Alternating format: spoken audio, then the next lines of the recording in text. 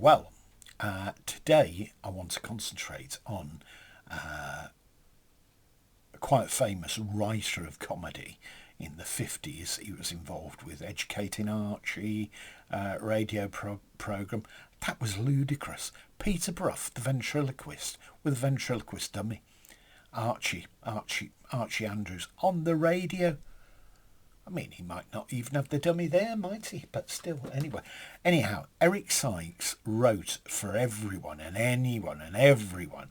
He was involved in all sorts of programmes, radio shows, etc., etc. He was, during the Second World War, he was in the RAF, damaged his hearing, which came about later in life, lost a large proportion of his hearing, and then he learnt lip reading, so he could learn all the feeds from other actors, etc. So that stood him in good stead. Then further on, he got macular degeneration a lot later in his career. They reckon that came about from heavy smoking of cigarettes, which he gave up in 1966, and he still carried on smoking cigars though. So anyway, so that didn't help with the macular degeneration. Loads of awards. He was an OBE, and that was upgraded to CBE. It's astonishing the people that he wrote with. Spike Milligan, he wrote with him for some time to take the pressure off him. Episodes of The Goons on the radio, and that went on for quite a bit.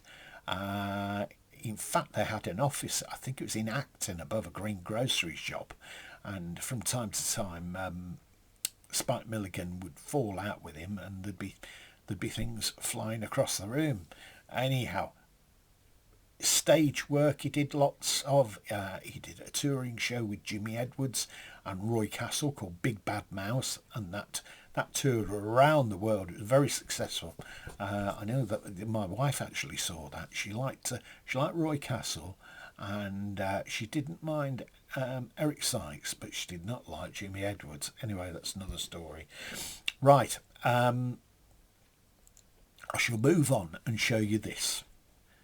Sykes. Now, this is a 12-disc set that came out, and he was involved putting this together, and Hattie Jakes starred as his twin sister. How ludicrous is that? And originally it'd been done in the early 60s in black and white, and then when it moved on to the 70s and more people had colour sets and whatnot, he rejigged it and re-recorded the episodes, and obviously in colour, and rejigged the script and whatnot. So it worked out pretty good, actually. I always tried to see it. Peter Sellers was even in one as a burglar, and that's a funny episode. In fact, they're all funny episodes.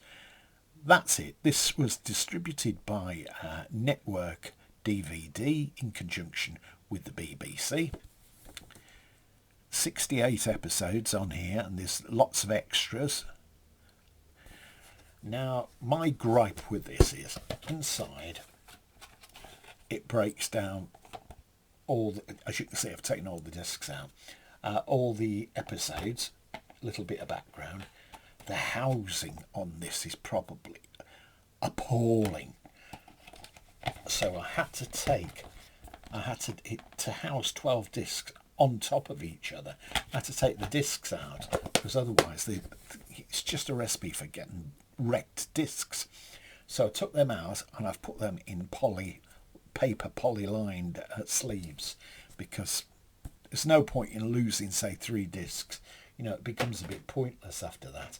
I'm just trying to see what the running time is here.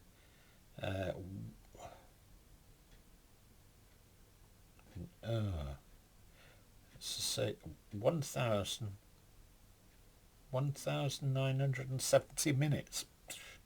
That's if my glasses are being honest. Good thing with this is it comes with a fantastic booklet.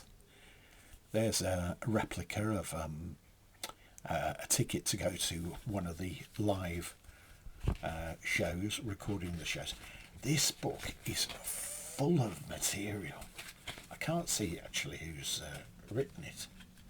Lots and lots of text, photographs, and of course he was instrumental in The Plank, that film from the 60s. That was also refilmed and released. Everything here. It's one of the best things, apart from the actual discs and the episodes, one of the best things about it. Whoever put this together has really gone to town and done a hell of a lot of research. So if you like Eric Sykes, it's worth picking this up because it is so funny. 70s comedy at its best, which was originally 60s comedy, but still, I don't think anything like this will get made these days. It did make one series in the 70s, I think it was, where he co-wrote with Johnny Spate, a comedic writer anyway, in a thing called Curry and Chips. It was frowned upon at the time, and it certainly wouldn't be broadcast now anyway. And Spike Milligan played a blacked up Pakistani. It's astonishing that could be made, but it certainly wouldn't be shown now anyway. Still, I hope you've enjoyed seeing this, and if you have, please click the like button, tick the like button, and please hit the subscribe, because it gives me more opportunity to show you things that I've dragged out from my collector's cave. Okay, if you want to leave any comments, please feel free to, and I'll see about answering them anyway. Thanks for watching anyway, and enjoy your day.